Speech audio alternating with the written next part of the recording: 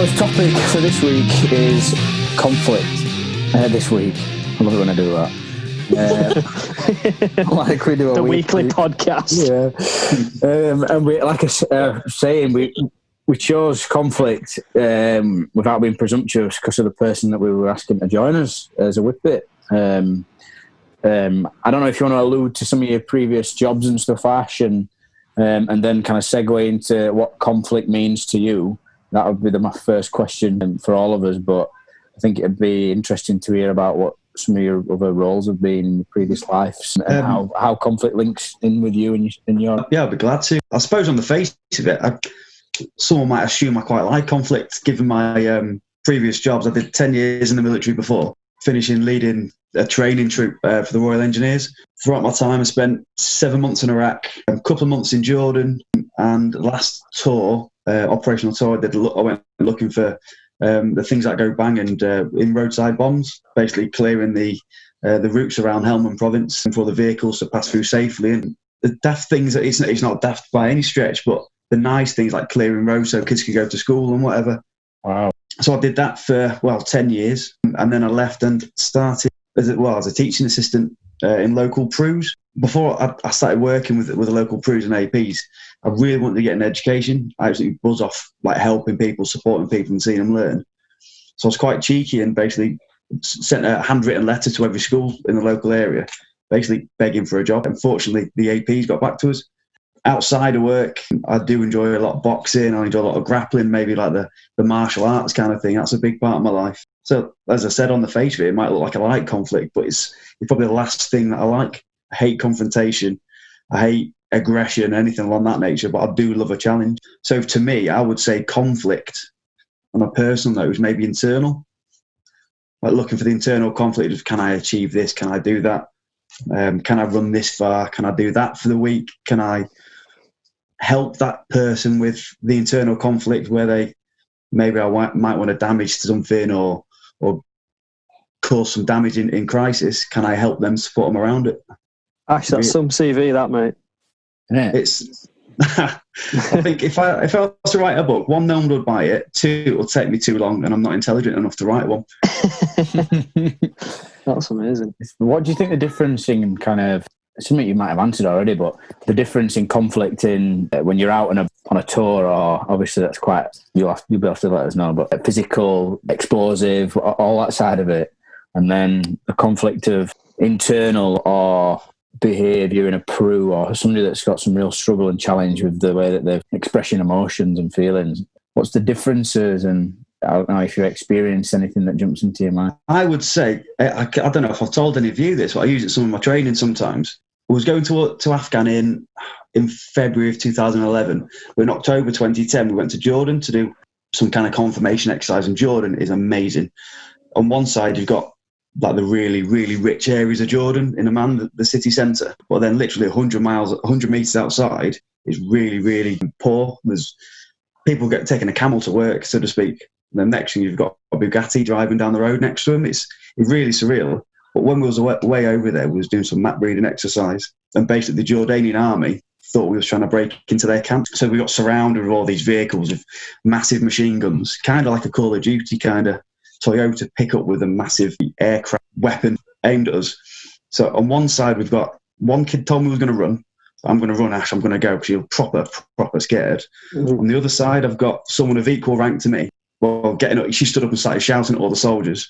So when I think about it from kind of what I know now, we've got one person going into mega fight or flight, can't control his regulation. We've got one person going into proper fight where she's willing to start shouting with the people that's got guns and they're pointing at us.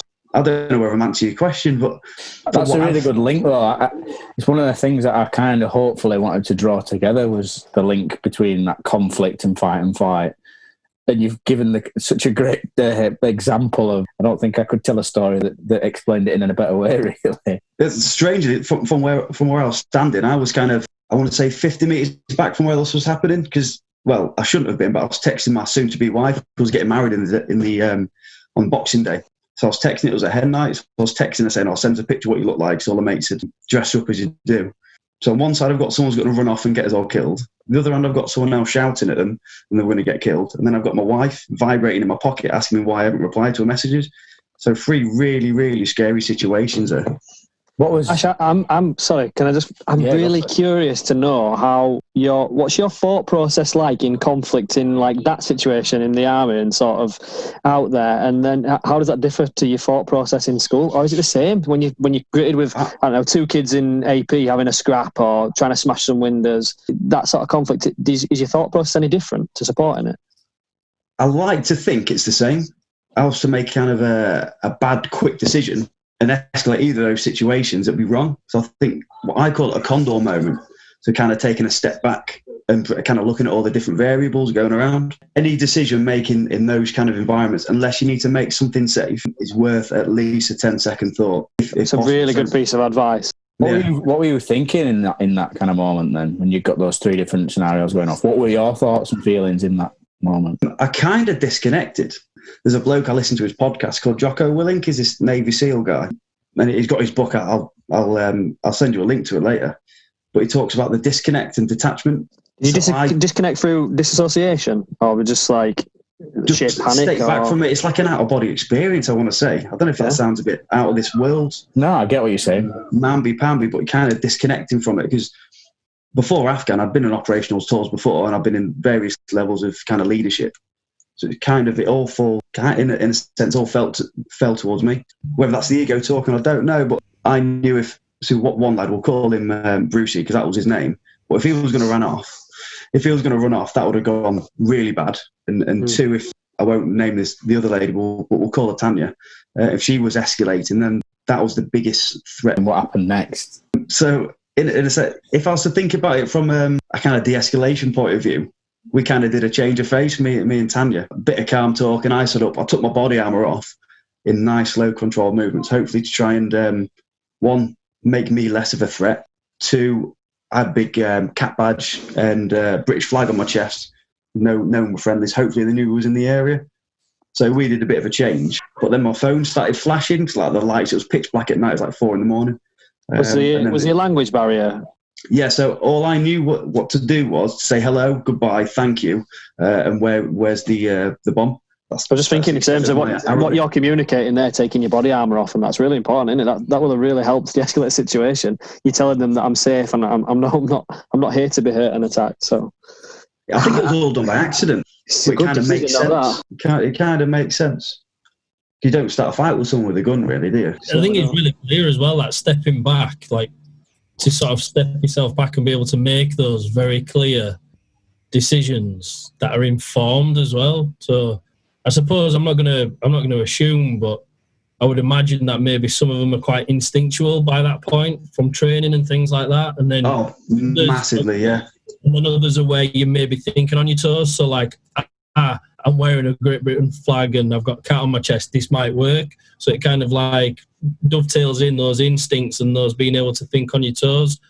But like you say, it's not thinking. I think when people hear thinking on your toes, it's like coming up with something really quick. But what that kind of alludes to is that you're not taking that time to step back and think about it, which I think is a really good point that you've made there. So you've made that decision really quickly, but you made it after stepping back and sort of thinking about it. So it's that, I suppose it's that more speed, less haste type thing.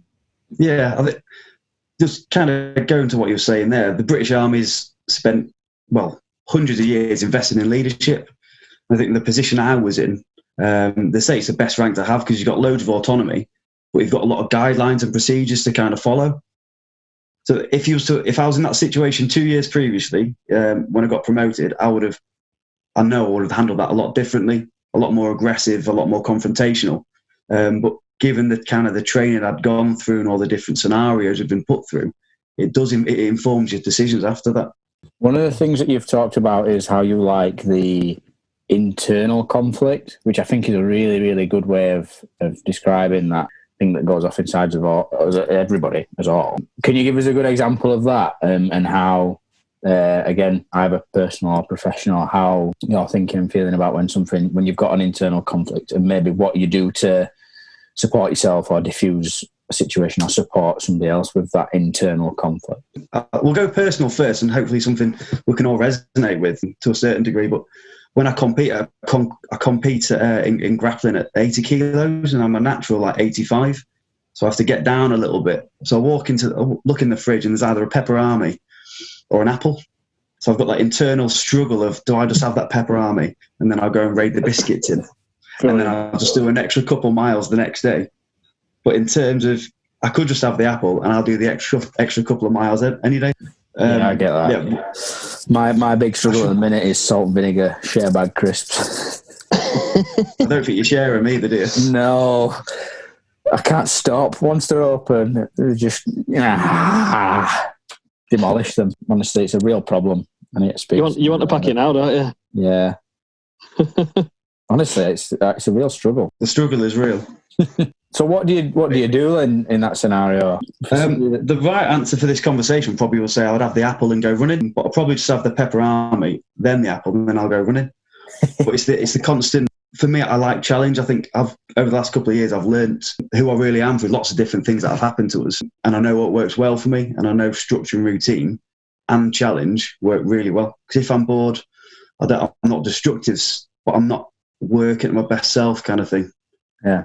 So would you say that I do need that challenge? Would you say that the structure and the routine is the thing that supports you with that internal conflict then? Because it makes it easier for you to make the right choice, if you want to call it that. Yeah, the appropriate choice, I'd say. Like sitting at home and watching Netflix and having a 4-pack and a takeaway is amazing. But I feel to get there, I have to earn it through like physical exercise or mental challenge, or I'll have it and not do that, and I will feel a bit gross a couple of days later, I think. You're shaking your head, Luke. You don't need to earn that. You don't need to earn that, Ash. Just if you want it, you can have it. I'm now sitting 8 kilos heavier than I should be, so I think I've indulged a little bit too much. I don't have that same conflict. I just give in. I suppose I'll open it up, boys. What does conflict mean to you guys? Have you got any scenarios? I think I'm similar to Ash in terms of I don't necessarily enjoy conflict, but I enjoy supporting people through conflict. I get a real buzz out of diffusing a confrontation. Like I would never put myself into the argument, but like in a work example, if two kids are having a fight, or there's a whole classroom that's gone absolutely bonkers, I love going in and trying to see the final product, see it all nice and calm. But if my friends are having an argument in the football changing rooms, I'd never like join in with the argument. I help try to diffuse it. Even if I agree with one of them, I don't jump in and sort of join in because I don't like conflict myself, and I try and avoid it as much as I can. But I really do enjoy helping people through conflict.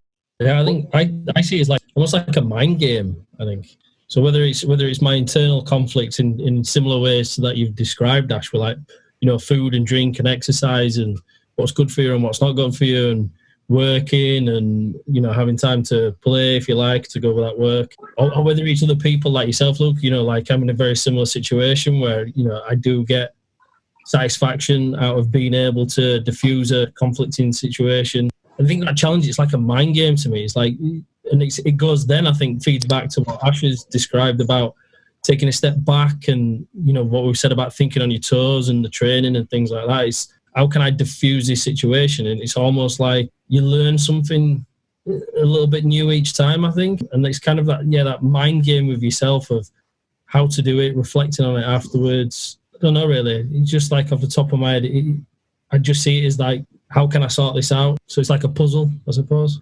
Which I suppose I see exactly the challenge, doesn't it? Yeah, which is what you're saying, Ash, about having the challenge of not enjoying the conflict or the confrontation, but the challenge of, I suppose, trying to resolve it or support through it. Sorry, do your friends always say to you, like, how do you do the sort of job you do? Because I'd just lose it. And like, I don't understand how you could do that. I mean, like, we do it because we enjoy it. We don't enjoy the actual conflict itself, but it's that end result, isn't it? It's that feeling you get afterwards. I think for me, if you were to do a timeline of conflict, the reason why I do what I do now is because it started with me. I was very hot-tempered. I used to get into trouble with teachers and stuff like that. But from an early age, I can always remember, even though I'd lose my temper and I'd see red, or however you wanted to describe it, I'd go into crisis. I'd be in fight or flight. I could always remember not wanting to repeat that. So when people talk to me about it now, they said, "Oh my God, you do that?" And I'm like, "Yeah." They're like, "You." who used to do this now does that. And that's how my friends have sort of seen it. But then that's someone who hasn't maybe seen me for a while, but friends that I've kept in touch with, or close friends, family, they've seen me, I think, kind of go on that journey, so it makes a lot more sense to them. Yeah. And I just see it as kind of giving back a little bit in terms of just paying it forward. Someone was there at some point to help me out of that crisis. Yeah. And I think because I can relate to it really well, I just see it now as I'm paying that forward. Just based on what everyone kind of says, like I like to think I'm a really reflective person, so I know all the mistakes I've made when I've caused an incident to escalate or I've not handled it properly. And judging by what everyone else has said, we use those experiences to help inform in the future. I think for me, when I used to box in my early 20s, my first couple of bouts, I can't remember a thing, pure adrenaline dump. And I've seen videos of my boxing. I was absolutely horrendous. I was fortunate to come on the right side of a couple of those. I thought, right, I need to be able to calm my mind in chaos, kind of thing, having that ability to step back. Like you, John, I don't know if I'm stealing this quote from someone else. An experience is kind of wasted if it's not shared to a certain extent. Like if you've seen something happen and you're not helping someone else in a similar situation, it's almost wasted. I like that, yeah. It's a nice little quote. You've shared a couple of sort of strategies to resolve conflict and to help people out of conflict already, Ash. Have you got any other sort of like quick wins that you want to share with us? If I was to share my quickest win, you can't necessarily have conflict for someone that doesn't want conflict. In essence, if you're not the right person to help support a conflict, get someone else, have that professional courtesy to support each other through it. Absolutely. I think it's such a good tool and strategy to be able to just go, I need to get out of here because I'm not the right person. And then for you to be supported and to know that you've not done something wrong or something bad. I'm just thinking, on a work term, it's just sometimes you get caught up in trying to want to solve things or be the person that fixes that problem. And you're never going to be that all the time. It's no shame either, is it, noticing that and recognising that? I did it the other night at bedtime again. We had a bedtime problem and I could feel myself ready to give that bollocking and that sort of like that shout, and I am not the right person to do this right now, so I just need to just step away, and it was better then. I had 10 minutes and then I could actually make a logical decision about what to actually do. You've got to recognise that in yourself and pull yourself away, and that's really hard. I think my tip or quick win would be breathing, just from experience, and I suppose trying to link it to as much science as possible would be to just try and reset the kind of chemical imbalance that's trying to overtake your body when you're talking stress, without going into too much detail. Something that I picked up after doing that little bit of mindfulness on that course that I did quite a few years ago, and trying to just take it on board for me rather than trying to mould me into the way that that course was set up or that things are set out in mindfulness. If anybody's heard of it or unsure about it, I think if you take the essence of mindfulness and make it work for you into different scenarios, it works and fits a lot better. So for me, my tip would be similar to what you're saying about that kind of disassociation or that disconnection, Ash, in a sense of just breathe for 10 seconds. And I've been in some really stressful situations inside and outside of work. For a lot of them, when I have done that, it's helped me to realise I'm the wrong person and swap out, or make a more logical, rational decision, hopefully. Just through kind of trying to, it links, you'll know the person that I'm talking about when I say it's somebody that pushed it massively in one of my old schools, and just kind of being in the moment and being here and now. It's something I take away from that person in a sense of they were incredible at being able to just be centred, I suppose, or being in that moment.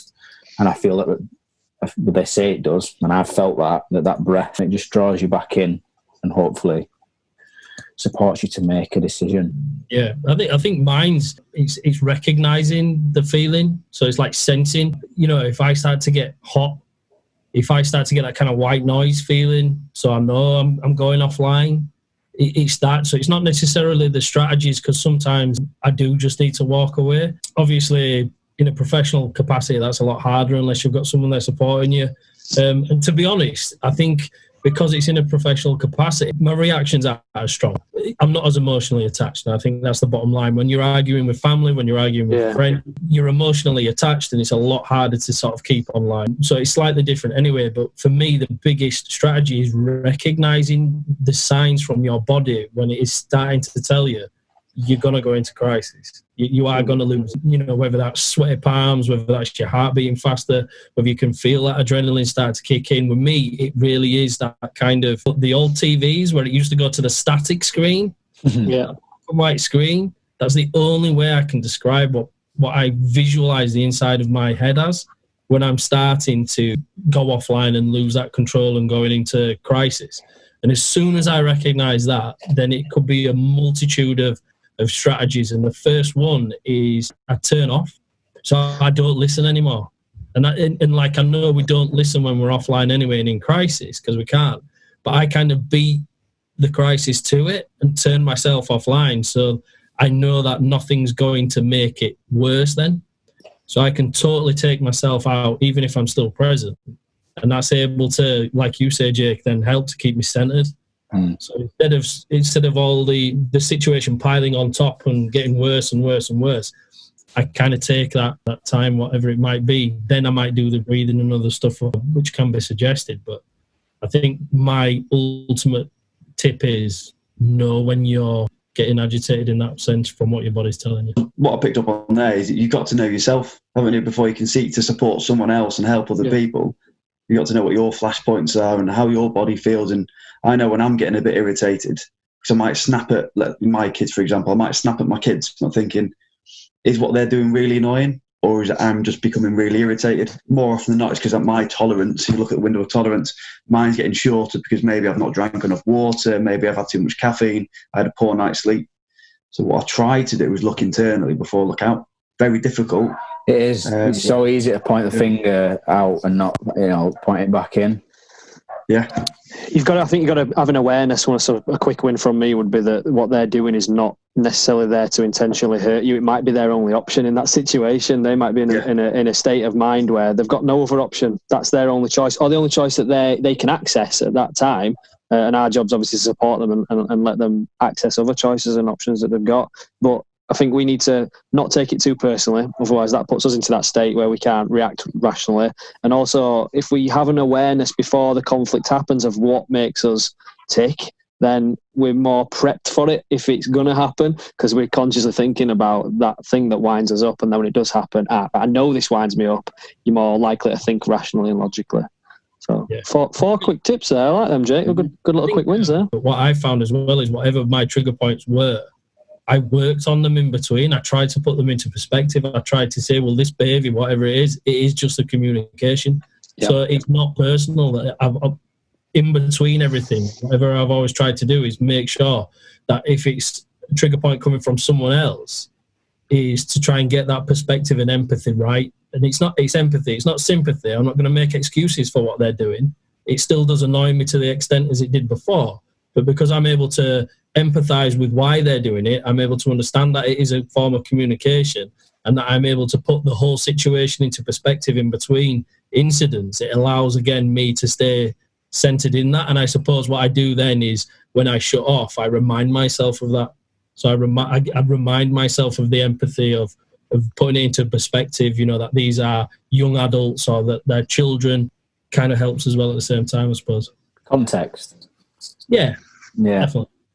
I quite like using that to support the people, but they've got to be in the right frame of mind. I've always found it's going in and reminding them of context when that thing's happening doesn't always support them in the right, in the moment. I've found personally from my experience, when they're in the right frame of mind and they're in the right part of the brain, if you give them a bit of context, it does, like you're saying, John, support that empathic response or that understanding. I wanted to ask you a question about what you were talking about in a sense of sensing into yourself and your body. When did you first kind of come across that, and what sort of things did you do to figure that out? And I don't know. It was gain those skills.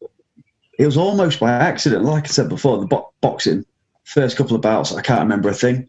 I can remember stepping into the ring, and after that, mine went completely blank. And I kind of then took, after I think I had 10 bouts in total, after that, and went into more coaching role. I think, how can I help the lads that are boxing under me stay calm? And it's all come through breath work. You watch boxing or any kind of sport where it's based on rounds, or even like snooker and tennis, in between sets, in between shots, they're all breathing in the sides, at the sidelines. Shooting, I didn't even think about this, but looking at different shooting competitions, watching those in the sidelines, they'll be really mindful.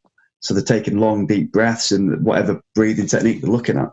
So it helps lower cortisol and manage your adrenal responses and just kind of get your head thinking of the 3-part brain into your thinking part.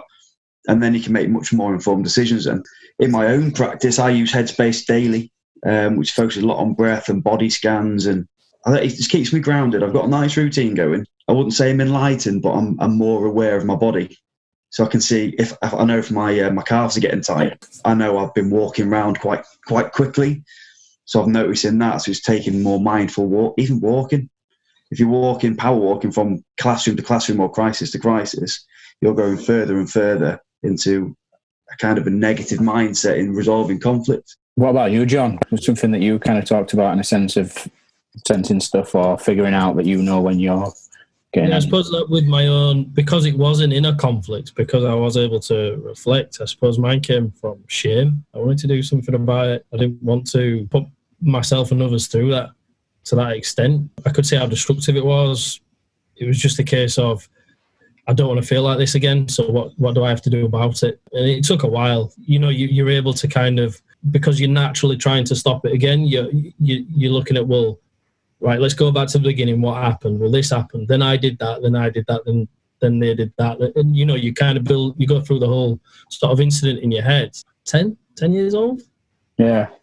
And thinking, what? And then, that went into, and then the thing is then, I'm trying to do something about it. Then you go into your teenage years, synapses, hormones, everything all over the place. And I kind of feel like when I was a teenager, I took quite a few steps backwards, but I was able to, from taking those steps backwards, recover much quicker, to make sense, because I was able to recognize those feelings within inside my body. I was able to recognize those sensations, and then once you kind of recognize that from naturally reflecting, you're able to sort of think, right, that is the point where I need to do something.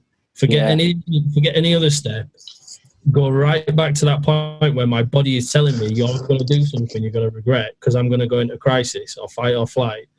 Yeah. When you can recognize that moment within yourself, then that's when you can really sort of take a step back. And how old were you not when you recognize it? Because you said you recognized it when you were young, and I'm the same. I get the same sensation now that I used to do when I was 10 years old. Like when you were 10, couldn't do anything about it. When you were a teenager, you just lost it. How old do you think you were when you could actually step away? For me, I think it's since like mid-20s I was able to recognize it and do something about it, which was walk away, because I knew what the outcome would be if I didn't, and I don't want that outcome anymore. It's not a preferable outcome. So I was about mid-20s. I don't know if it was different for you guys. Yeah, I think definitely for me. Like I said, in a professional capacity, straight out of uni, and when I went into working as a behaviour support worker, I could do it because you've got a different mindset. It's your job. But on a personal level, I would say that the person I'm probably closest to the most, having spent more than half my life with her, my wife, it probably took me longer to get to that point with her than it did with anybody else, because then you've also got the emotional side and the kind of, she's supposed to, we're supposed to be this for each other, yet I'm hurting her, and there's that kind of, you get that kind of addition to the conflict, whereas I think if it's a stranger, it becomes a lot easier to walk away. And even a family member, you can kind of, I'd say maybe early 20s, 21, something like that, when I started working. So in a professional capacity, I was strangers much quicker. But with family members, probably mid-20s to late. I think this is definitely worth bearing in mind, when we're working with kids, especially in AP and PRUs and stuff, and they're showing these reactions that we don't want them to show. They don't know how not to do it yet. They might have the skills inside them, but developmentally, they're just not ready to do it. And we say that, the neuroscience says that the brain's not fully developed until about 25, doesn't it? So it sort of makes sense what we're saying there. It's easy to see a 16-year-old and not really recognise in that moment, if you're taking it personally, that they probably have an emotional literacy of 6 years old, not 16. And even if they are developed at 16, like you're saying, Luke, they've probably got another 10 years to go before they're fully... Yeah, that frontal cortex capacity to make rational decisions is offline, isn't it? Yeah. And they've got 10 years more experience to gain, haven't they? And figuring it out for themselves, basically. It's a long time, isn't it? It's more than... I'm just working out percentages here. I've only been alive 15 years, so 10 years is a lot.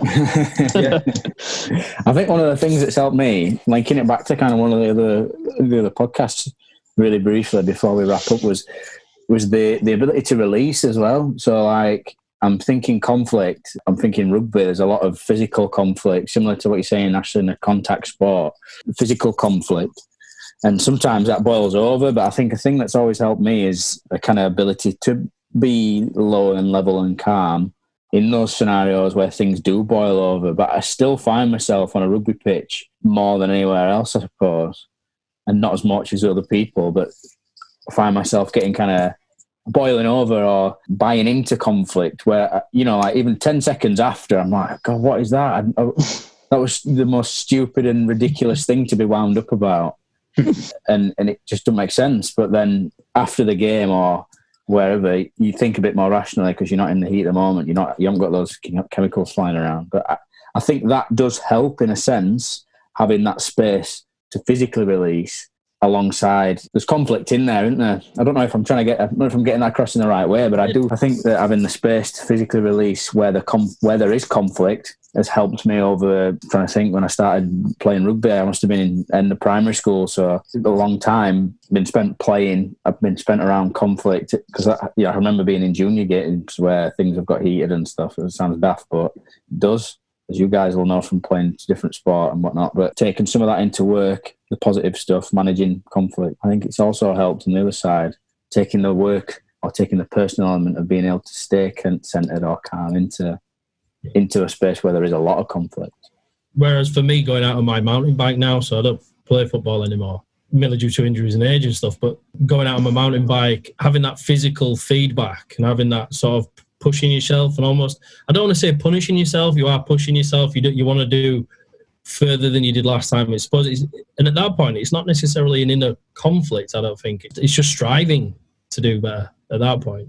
But also on a bike ride, you can shut off. So you can have that time where you're maybe not pushing yourself. You can be, I can be on the Leeds-Liverpool Canal and just admiring, just taking in the views and stuff. It's just two ways. For me, that provides both. It provides that physical release and it provides that being able to just shut off and that mental space of just that headspace that Ash talked about, just being able to, me and my bike, just go off. I think that'd be a good spot to draw us in, unless any of you guys have got anything to drop on the end. I suppose we better go towards Luke's line, haven't we? You want my line, Jake? What everybody tunes in for. Absolutely. Here we go. Peace is not absence of conflict. It is the ability to handle conflict by peaceful means. Another knowledge bomb dropped by Mr. Mitchell. Right, thank you for listening again. Massive thank you to our guest, Ash. Really, really enjoyed that, mate. We'll probably ask you to jump back on at another point if you're all right with that. I'm your biggest fan. I've got like T-shirts made for you and everything. Give us a follow on Twitter at 3Whippet. We are on SoundCloud, we're on YouTube, Spotify and Apple now. So we're actually striving to get this as far and as wide as possible. Yeah, get typing into YouTube 3 flat caps and a whippet and you'll find us there. Get in touch with us on any of those platforms or at I can't remember the email address, but anyway, if you want to get on for a chat or you want to be a whippet, anything, just get in touch. And thank you again for tuning in. Thanks, everybody. Bye now.